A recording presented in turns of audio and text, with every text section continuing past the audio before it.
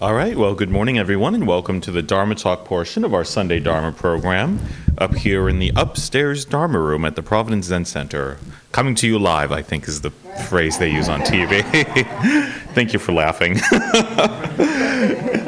So giving our introductory talk this morning is going to be our very own Dave Fitzpatrick. Dave has been practicing here at the Providence Zen Center for about 8 years and took his 5 precepts back in 2022. He is a proud husband and father of 2 grown kids and a software engineer, and has been one of our long-term steady regulars, constantly greeting and welcoming new people and engaging. I'm sure many of you know him. I'm sure many of you love him. So thank you for giving the introductory talk. And then answering questions is going to be Mark Brenner, one of our senior Dharma teachers here at the Providence Zen Center. He's been practicing here since 1988 and is a former member of the board of directors here at the Providence Zen Center. In 2019, he retired as a social work professor and currently volunteers with the Red Cross as well as the Zen Center here for disaster mental health. Disaster mental health for the Red Cross, he does not... We haven't had any major disasters here yet, thank God for that. He lives in Massachusetts, practices here online, and is a proud grandfather of 3 wonderful grandkids. So thank you both for your talks. On the way here today, I stopped at Dunkin' Donuts and, need my fix.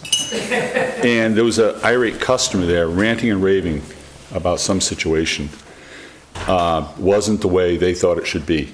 And it appeared to me that the entire staff was in agreement that the way it was a national thing. It's the way Dunkin' Donuts does it. But this guy was ripping mad.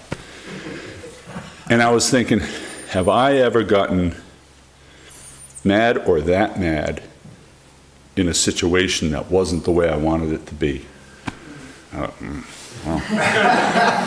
Yeah, I have. Yeah, for sure. Unrelated, I was digging through some old notebooks that I had at home. I was looking for something in particular, and I came across some notes that, journaling kind of entries from 2003, and I'm going to relate a handful of those entries to you. The first one was a to-do list, a classic to-do list for anybody that owns property. Fix the pipes, paint the thing, repair the gadget, whatever. Item number 6, work on anger issues. So that's from 2003, and I think I'm a procrastinator because it's not done. Still on the list. It's still on the list. Let's see if I can think of some other entries. Another one was, now this is 2003, long before I started in the Buddhism, philosophy kind of a thing. And the entries were on unhappiness, suffering, dissatisfaction. I went, okay. Another entry was on problems in my relationship at home. Things that just could never figure out how to resolve, just killing me, Makes you lean towards the divorce pile, right? Just terrible. Another page was on addictions, my assorted addictions, and what am I going to do about them? And, again, this is 20 years ago. And I think, I'm trying to think of this last one. This last one's really kind of silly, but I think it demonstrates how, I'll just mention it. So I turn the page, and it's written almost like I'm yelling at myself. Stop watching TV at night. Do absolutely anything but, right? I don't remember writing that down. I don't remember thinking that way 20 years ago. But I can say that just recently, I stopped doing that. So now I got guitar fingers. Where is it? So anyways, my point of sharing this is to say, or to give an example, that there is suffering. And if you don't do maybe something about it, it can continue for a very, very long time. You can get just stuck in a rut. I talked about, the mental gyrations. I talked about addictions. I talked about bad habits. Each of us probably has their own things that they'd probably like to add to that list of suffering. But on a good note, there is suffering and there is a solution. There is a way out of the suffering, okay? So downstairs in the interview room, anybody that's been in the interview room has seen the little wall panel along the back wall, and it shows a series of pictures. It's called the 10 ox herding pictures. And I printed this out big enough so maybe you can see just a general idea about it. Maybe we can sneak downstairs and get into the interview room and take a peek at it afterwards if you'd like to. But along with each picture is, in this case, a little poem.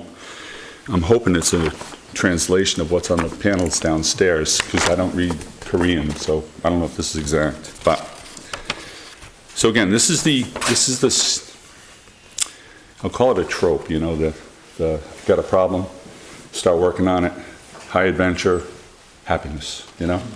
So this is the journey. So the first one is searching for the ox.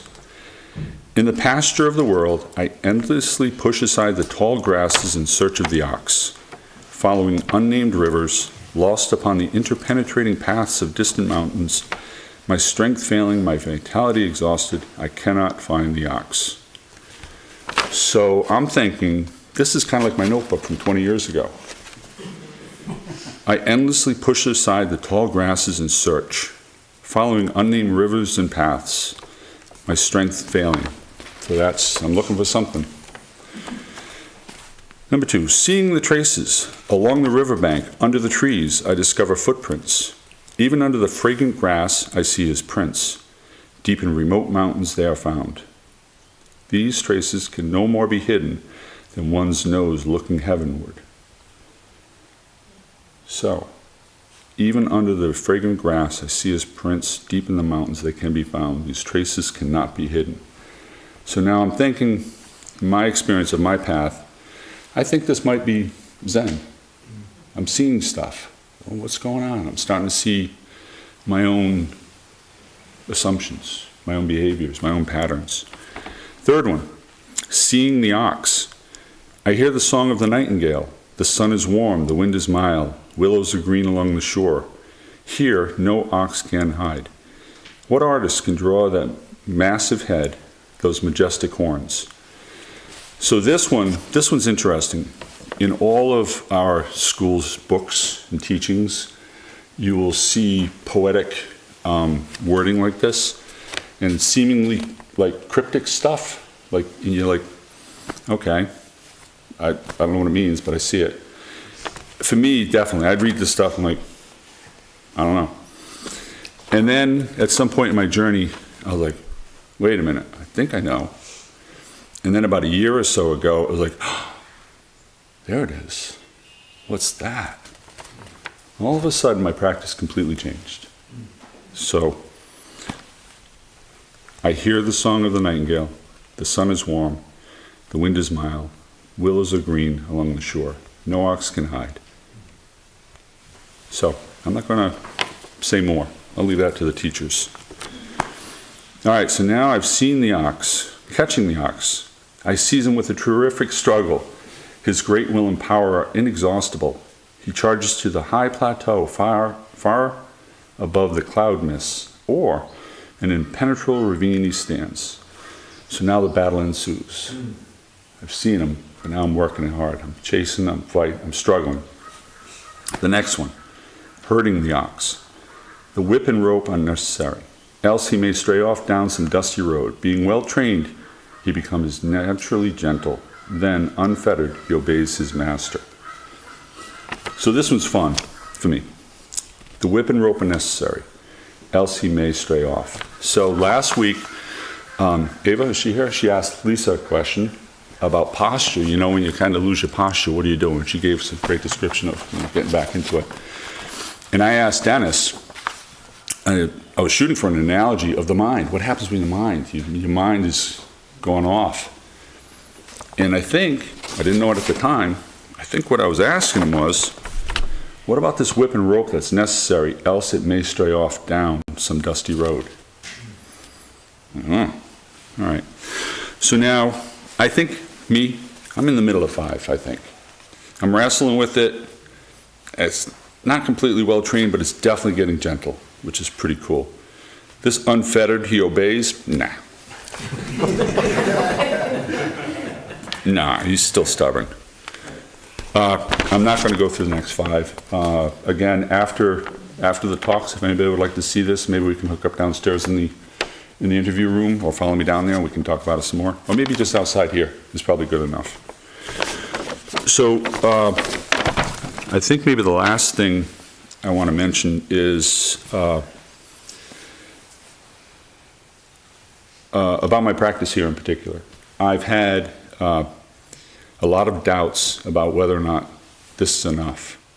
You know, is this practice enough? There was a question at my last talk. I had talked about, honestly looking back, it's like I was talking about the whips. I was talking about the whips and the ropes and how I personally get myself back to this gentle acceptance. How do I do that? How do I do that? How do I do that? And my whole talk was about that. And then at the end of it, somebody said, yeah, but what about this situation? And it doesn't matter what the question was. What I thought afterwards was, they're asking, what I described enough? Do we need something else to add to it to make it work? And I think the answer is no. No, I think what you need is try mind. Keep at it. Keep practicing. Keep in mind that this is a journey. There's a lot to it. There's a long road. We're all at different points in the path. When you see something cryptic or you hear a teacher give an answer, I love these. Somebody will ask a question, the teacher will give the answer, and the teacher will say, so does that answer your question? And the person that asked the question will be like, no, I have no idea what the hell you said. So those types of situations, what my advice might be is to think of this information as lampposts down the journey. The lampposts. And when you get there, it will be clear. And be patient. And be kind, right? Try. 10,000 years. I'll leave the last piece off. Thank you, everybody.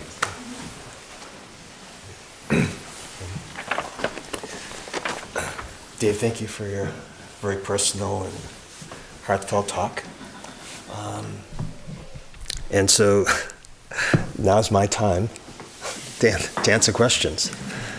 So is there anyone who has any questions this morning? Carol? Carol, you have a question? I was training to be a senior Dharma teacher, which we do consulting interviews, and Mark was my mentor. And we were sitting in the interview room downstairs, and that panel was there. And he said to me, do you know what this means? And I looked at it, I said, I have no idea. And so Mark actually explained it all to me. And, and I've thought about it a lot. And so thank you, David, for bringing that up, because I've never heard anybody talk about it. And I've been around a long, long time. Sunim covered it a couple of years ago, but that was before you joined us. Yeah, I practiced somewhere else for a long time. And, I've noticed that panel in there, but I never asked anybody what did it mean and why is it there. So Mark gave me a really good explanation, and I like what you said, David, but I also would like to hear again what you told me when we were in the room together. You can use that as a cheat sheet. Okay. Yeah. So the 10 Oxfording pictures are a depiction of a process of going through a meditation lifetime, in a sense, of multiple lifetimes. And so it's really, the ox is actually depicted as our mind. The ox is our mind. And it's trying to struggle with our mind and trying to wrestle with it, which Dave described very well. But what's interesting is that, as you see in this picture here, there's this series of struggles going on. And then what's interesting is that this is number 8. Number 8 is here, and number 8 is just an empty circle with nothing there. And I think that that's what people think happens in meditation, that this is the end, that this is where we should be. But no. There are 2 more steps. So when you think you're done, you're not done yet. And what the final step, it's interesting that the guy starts out as a really young guy in this first picture here. The last picture, he's not so young anymore. He's actually pretty old. But the end is going back to the marketplace, going back to your life, going back to the people that you've lived with, and just being a decent person, just being present for them, just being helpful. And so that's the whole process. So I like the end. And also as a social worker, I mean, that's what I do. And so, you know, I retired almost 5 years ago now. And now I continue working, volunteering as a social worker. And so it's really, for me, it's actually come together in terms of Zen and social work. But it is a wonderful kind of depiction of the process of the unfolding of the mind, the dealing with the mind, and then just going back after things begin to settle and clear, and then going back to the marketplace and being helpful. So I think that's what I said. Sounds familiar. Yeah. Okay. I just want to say that I have gone over that with people, but what it does is I would take the whole 45 minutes of the Dharma talk. And so I do stuff like that when I'm alone and there's nobody else to do interviews. But nowadays we have a lot of students and people are coming around, so I don't do those long kind of things anymore, so I haven't done that. But also, downstairs right now, we have the Northeastern students, and they're doing their own kind of Buddhist practice. So we don't want to go into that interview room today, but after today, next week, you're welcome to go in there and look at that. All right, so if anybody would like to look at this closer, just right after the talk, we can just hang out right here. Yeah. And a question. So then, Mark, how is it that you like, what is it that your practice? I think that you're kind of, I wouldn't say too old, but it's difficult for you to do bows and that more physical kind of practice. So how do you, what do you do, and how do you find your center in your practice? Okay. Yeah. So when we do retreats, we usually start each day with 108 full prostrations, which takes about 15 minutes. So I don't do those anymore because it throws off my hip. It's just like, it was interesting. The chiropractor said, you must be doing something. And I thought, no, I can't be doing. But yeah, no, it's the bows. Although when I do introduction to meditation here, what I talk about is 3 things. I talk about what to do with your body, what to do with your breath, and what to do with your mind. And what I tell people, because people have this attachment to the way that they sit, they should sit in full lotus position. If it's not full lotus position, it's not really correct. And now when I sit at home, I sit in a chair. And so what I tell people is that, it's really more important how you keep your mind than how you keep your body. And so sitting in a chair is completely fine. Standing is completely fine. Sitting on the floor is completely fine. And so it's been an interesting process of, in a sense, letting go. Because I have this idea in my mind, this is the way that I want to practice. I want to be able to do 108 full prostrations, because I've done that for like 30 years, 35 years. But I know that if I do that, I'm going to end up 6 weeks of the chiropractor having him adjust me. I know that I just have to give that up at this point. And so it's this gentle giving away of things and realizing I did that at one point, I can't do that now.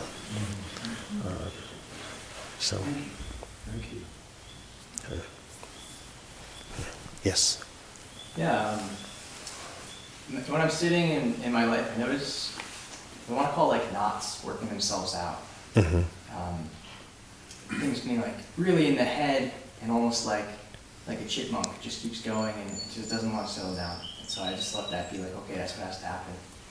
But yeah, a lot of my practice feels oriented around like holding, just like working themselves out in the body and the energy. And I wonder if there's like orientation around that kind of thing in our practice, something that can be said around that, because I don't hear a lot. And so I'm often on my own and I go to other traditions which talk more about that kind of thing. You know, like when, you know, maybe Oxford and somewhere in there, like really wrestling with it, working things out. And like, for example, I just like was walking and I realized, I think my ego is afraid of its like demise. And there's like that fear and pulling and gripping and yeah. Mm-hmm. Okay. Yeah. And so that's what this is all about, is letting that go. And so one of the things that I saw as you were describing this was actually talking about this here. And we talk about this here. So it's called the Dantian, it's called your center, it's called Dungeon. So it's the energy center of your body. And so it's bringing your energy from up here and from here down to here. And so that's important as well.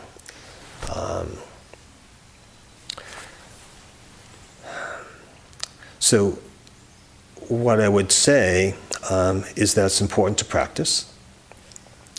And it's important to practice on a consistent basis, on a regular daily basis. Because that, all of up here, begins to settle down. And what we say, it's like a glass of muddy water. You know, what we do is we keep on mucking it up. We keep on stirring it up. We keep on stirring. But when we just let it settle down to here, it becomes very clear. The glass becomes clear, the water becomes clear. And then what we say is that you then can see clearly, hear clearly, speak clearly, feel clearly, taste clearly. All your senses become clear. So it's important to practice, and practice on a daily basis. What I also tell people is it's important not to set yourself up by thinking, I need to do this practice. I need to sit for a half hour, because if it's not sitting half hour, it's not good enough. It's important to practice on a consistent basis, but do something that's reasonable for you. I sit every morning for a half hour, but on Fridays I spend time with my granddaughter. I'm with her for the whole day. I can't sit in a half hour in the morning because I have to be there, so I sit for a shorter time. So practice consistently, and practice something that you can do reasonably, and just continue that over and over and over again. If I doing this and I am thinking like I'm settling down, and my story is as it's settling down, that's maybe why it wants to like do this, fiasco. Uh-huh. What do you say, like, I'm doing this, I do have that wrestling in the heart. I do have this, like, really strong pull up here. Mhm. Anything you'd say to that, or just keep going, like you said? I would say just notice that and say, oh, there I go again. No matter how many times it happens. Oh, I'm off again. And then slowly bring it back. Bring it back to your breath. Bring it back to your mantra. Bring it back to your practice. And then say, oh, there it is again. Oh. And then just, it's like training a puppy. The puppy will want to wander off. No, just bring it back. Just bring it back, bring it back, bring it back. Okay. I hope that helps. I think so. Thank you.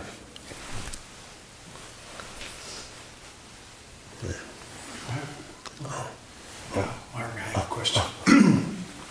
I was asked by my friend the other day, says, Saji, you've been doing this for a while now, right? I says, well, I guess so. I don't exactly remember when I started. It probably was about 2011.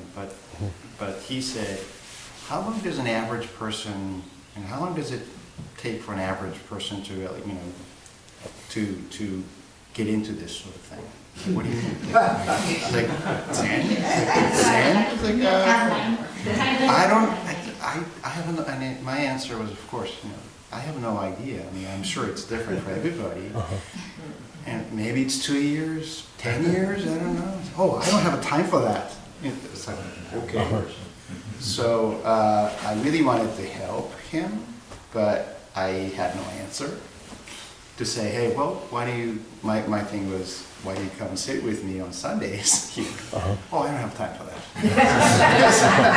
So, okay, so what do you say to people who are like young and restless or impatient? I don't know, I don't have any other answer other than to say that, hey, come practice and sit, So what do you, obviously, this person, Chris, want help, I guess. They're kind of reaching out. I can sense it. They want something. They want something, they want help, they're reaching out. And I felt that I couldn't really help that person other than to say that, hey, come and sit. What do you say to people like that? There seems like there are many of them around, all around. I mean, I'm surrounded by people who could potentially use or want help. They're on the borderline. They don't want to commit. Yeah, okay. So what comes to mind for me as a social worker is this old social work adage, which is like a saying, which is meet the client where they're at. And so if it's a friend and they want help, then help them, but also be a good friend. And you also don't want to get, so I'm thinking as a clinician here, you don't want to get too far ahead of the client. So you can make an offer, come to the Zen Center, or if you want me to teach you, my mother-in-law asked me to teach her to meditate a number of years ago, maybe 20 years ago, and she now sits every day. But she came to me after she knew that I practiced meditation. So one is meet your friend where your friend is at, and be there with that, and be a good friend. And then when the friend is ready, they'll come to the Zen Center. Or they'll ask you, can we sit down, you can teach me to meditate. But, step by step by step. So that's what I would say. I have a question. Somebody online, I guess now they're starting to write them in. Oh, okay. But you kind of answered his question already. He says, he seems to be answering my question, which was, I have developed a chronic ankle problem which doesn't allow me to sit on a cushion. Does that deter my potential for practice? No, not at all. Not at all. I wasn't at the retreat, but there was we have a retreat every winter, Kilche, in the monastery, where they sit for 90 days. And so one person who was there wasn't able to sit, so they laid down for the full 90 days. So during our sitting periods, they would be laying on the ground. I also sit sometimes online at Empty Gate, which is a Zen center in our tradition in California. And there's a guy who he is always lying down. So, it's more important, like I said before, it's more important how you keep your mind. Clear mind, clear mind, clear mind. Keep your mantra, keep your practice. And if you can't sit cross-legged on the floor, then sit in a chair, lay on the ground, stand in hapchang. But that's completely fine.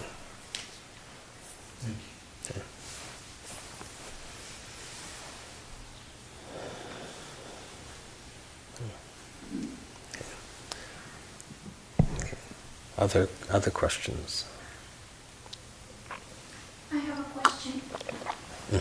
Oh, thanks, Oh, do I have to come here? So Dave was mentioning that he had been thinking, at one point if this was enough, right?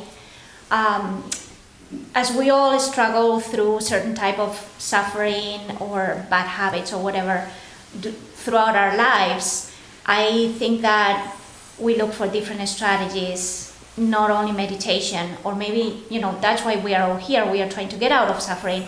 But I'm also wondering if it is enough, because I feel, sometimes that some of the problems in our lives are solved because we have the capacity for self-reflection, and through journaling or through reading other books from other ideas, Stoicism or other philosophies, I think we also get to be, to the point of solving that type of suffering somehow.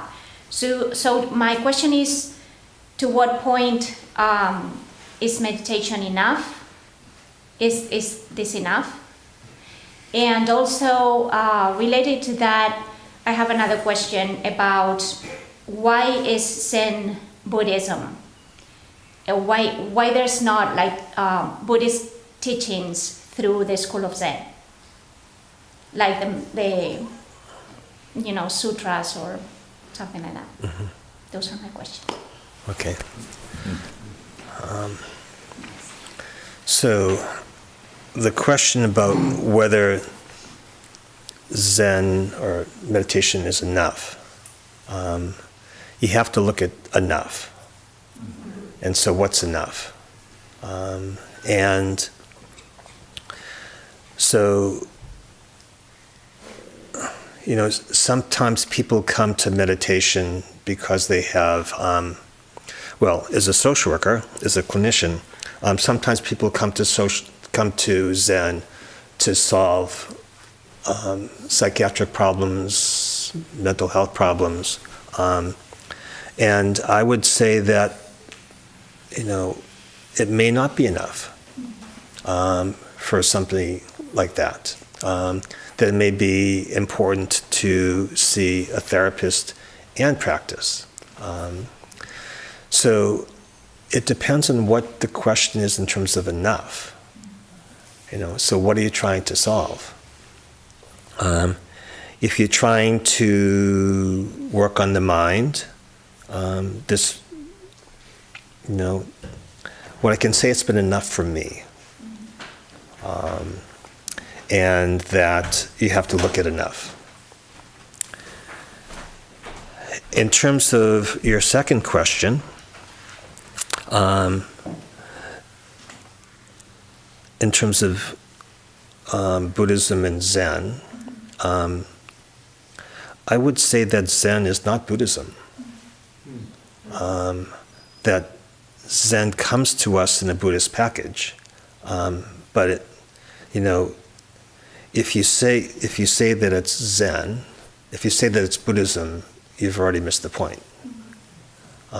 It's bigger than that. It's bigger than anything. I mean, it's bigger. It's everything. So we tend to think of Zen as Zen Buddhism, but I think of Zen as Zen, and I try not to pin it down as something, because as soon as I pin it onto something, it's already not that. It's bigger than all of that. So that's what I would say about your second question. Thank you.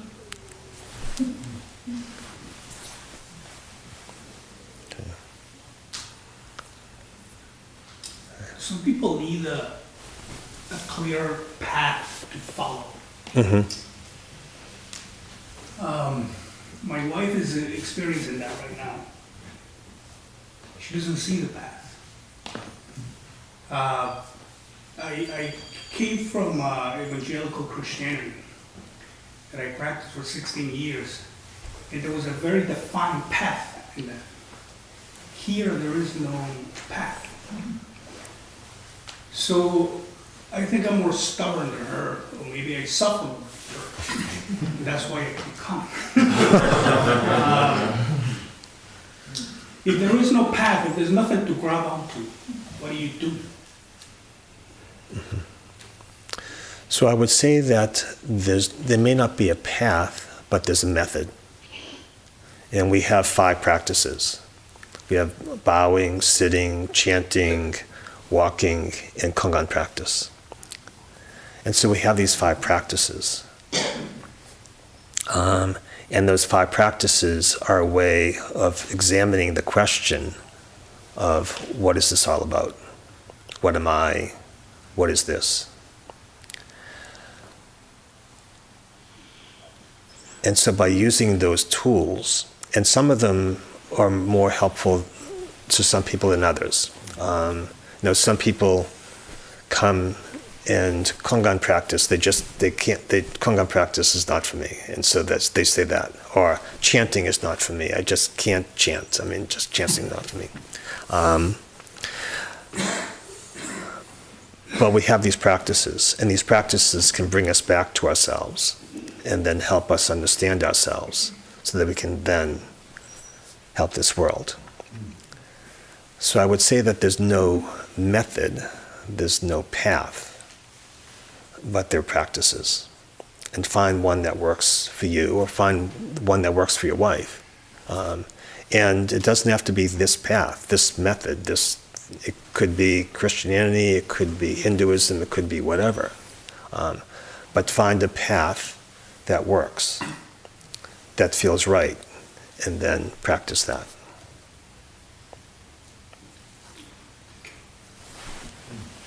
Yeah, just real quick. Just want to add just a little bit here. I spent years reading, studying, practicing all sorts of stuff. I went to all sorts of different schools, tried a lot of different things. And I think at some point, if you stick to this practice, and I feel like the salesman now because it worked for me.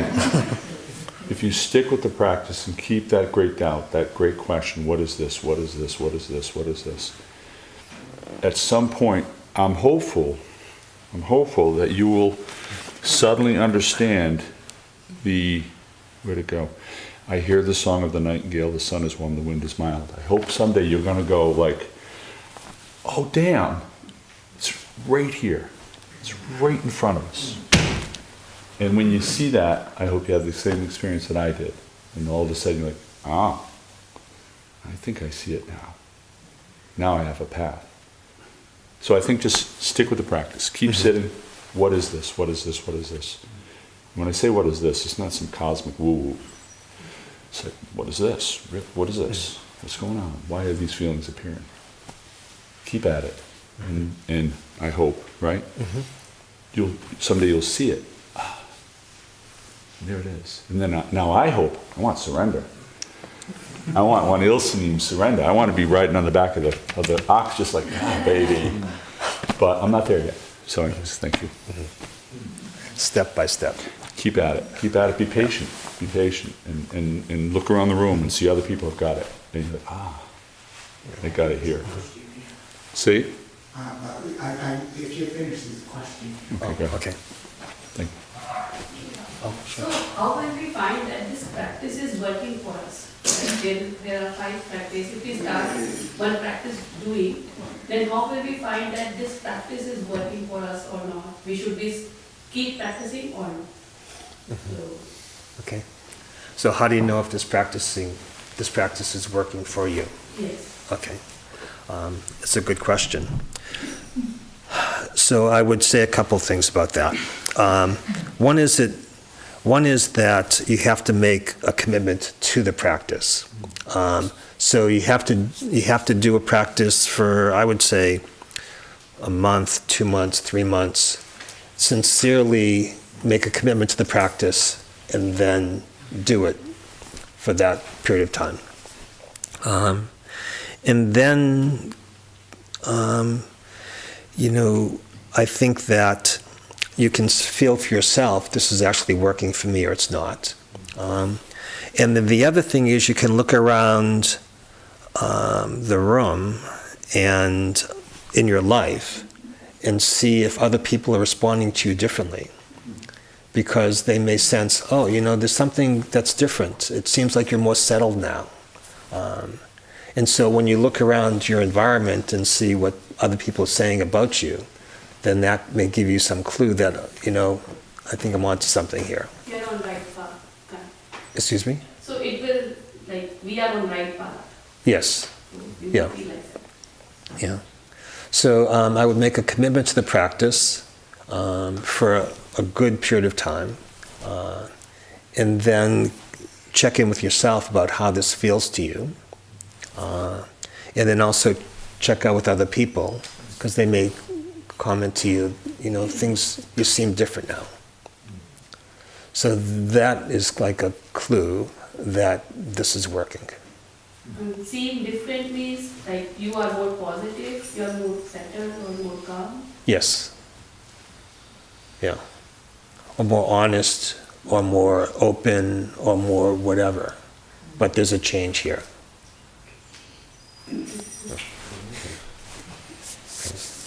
Okay. Whoa. Okay. So, why don't we go this way here? Okay, hi. Little evolution on sitting. Many years ago, I started out in Florida on a cushion and went to a stool. Now I'm in a chair. Next up is lying on the floor again. So, a little bit about suffering. The Buddha talked about the cause of all suffering was desire, wanting, or grasping. Clinging on to something to give us pleasure, or aversion to pain, or whatever. So, if we come to this practice wanting peace and evolution, or release from our suffering, is not counterproductive. In other words, we come here wanting something when wanting causes suffering. Mm-hmm. Yeah. And so you have to give that up. Okay. Yeah. Yeah. You just, yeah. You make a commitment to this to this practice, to any practice, and then you have to actually have no attachment to outcome. Just throw yourself in. Second thing, years ago when I was practicing, there was a woman that in Florida came up to me one day and she says, "Wow, you're really different. What's going on?" And I've been practicing probably 6 months. She says, "What are you doing? Because I want to do it." And actually she followed us and she became a Dharma teacher, is living in Georgia now, but she saw the change. And she had known me for several years. And she saw the change that was happening in my life.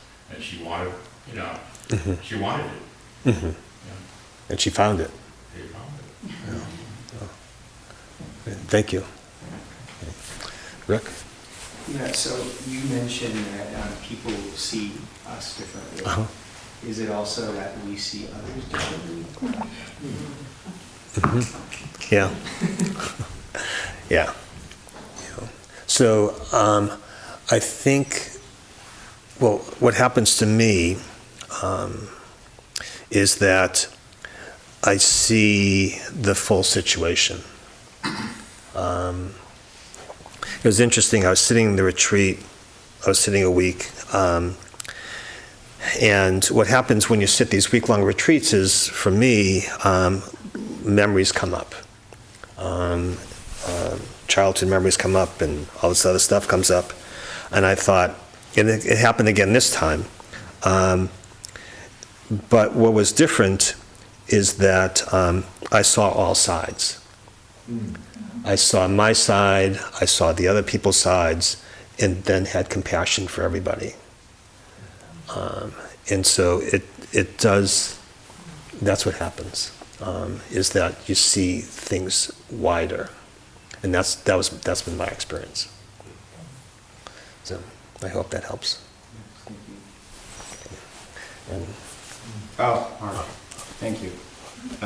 Endless questions, right? Related to that friend, Chris, you mentioned something about path or lack of path. And he actually said to me, because we spend a lot of time together, these conversations come up, and he said something like, oh, Zen's not real. And I was sort of listening and said, okay. Christianity is real. Okay, that's interesting. And he said further, says, okay, tell me more about that. And he said, well, I tried Zen, a few years ago. It didn't work for me. Okay. And says, well, he's actually seeing a therapist and just taking drugs to deal with his anxiety and things like that. And I said, sort of out of nowhere, I said, well, how long, what are you taking? He said, something Benzie, something. Well, how long do you have to take that in order to take that into effect? So, I think it's generally about 3 months. Did you try Zen for 3 months? So, no, it didn't work for me. It didn't sit right with me. And I just, I wasn't argumentative or anything like that. And he said something also in the line of, well, I didn't get my enlightenment. Therefore, I think that was a kind of a loaded statement saying that, oh, this is what I was expecting. I didn't get it in 3 months, therefore I failed. And this is therefore. I wasn't thinking it along the line. But, so the Zen experience, my experience, I was trying to tell him that, you have to be patient, you have to just give it a try. And I also was struck with the feeling that, well, if Christianity works for you, great. Why don't you do that? Whatever that works for you. Zen is not something that you must try and you must do. Not the entire world has to follow Zen, right? So that was kind of my attitude about that. And if you could comment on people who are more or less, not bent, but really has a strong feel about Zen or Christianity or whatever the other forms of practice. How do you approach people with that? Yeah. Well, I think what I would say is that, I don't know, in a sense there's this Zen saying about you should pay attention to the moon, not the fingers pointing at the moon. And so the moon's the moon, and are the mountains, there are many paths. And so pay attention to the summit, not the path up there. So I think that's what I would say. And I know that I'm getting this signal. So thank you all for coming. Thank you for your practice. Thank you for being here this morning and for listening. Dave, thank you for your talk. Thank you. So thank you both again for your wonderful talks. Just a couple of announcements to go ahead and close this down. If you're looking for an opportunity to deepen your practice and kind of really spend some time looking into yourself, we do offer monthly meditation retreats here at the Providence Zen Center. Our next one is going to be a 2-day retreat led by Dennis Sturmeyer, our abbot in Jito Popsanim. This will be May 11th to May 12th. You can come for one day or both days. I strongly recommend coming for both days for the practice. And if you do choose to do both days, you'll be provided a room here overnight to stay at the Zen Center during that meditation retreat. We also offer a number of other programs here at the Providence Zen Center. Starting on May 10th, we're going to have May 5th. Starting next Sunday, May 5th, we're going to be starting our children's Dharma school here at the Providence Zen Center. So that's going to be from 9:30 to 11:30 in the morning, ages 5 through 12, is that right? And up here in the upstairs Dharma room, and that'll be every other Sunday after the initial one. So if you have children and if you want them to be exposed to the Dharma while having fun and making new friends, please bring them by. And parents, it'll give you a break from them so you can meditate for an hour and a half. So win-win situation.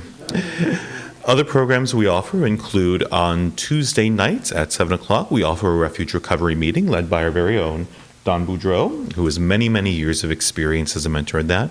So if you are struggling with addiction of any form in your life and are looking for a supportive community to help talk and work through that, please consider coming to some of our refuge recovery meetings.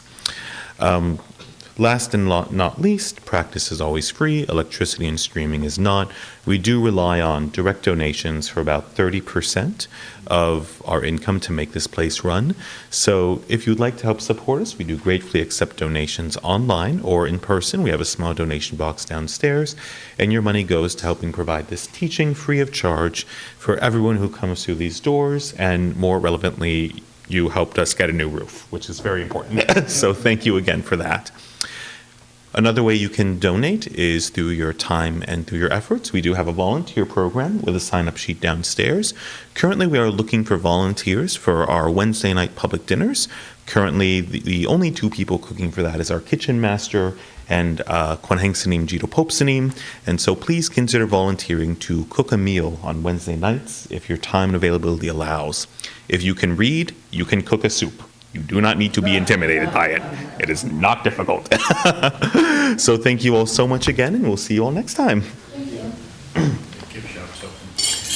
And yes, we have a gift shop. Please stop on by. Yeah, I was trying to say, it's like, he's starting with 3 months, 6 months, I'm like, 6 years, baby, 6 years. And then,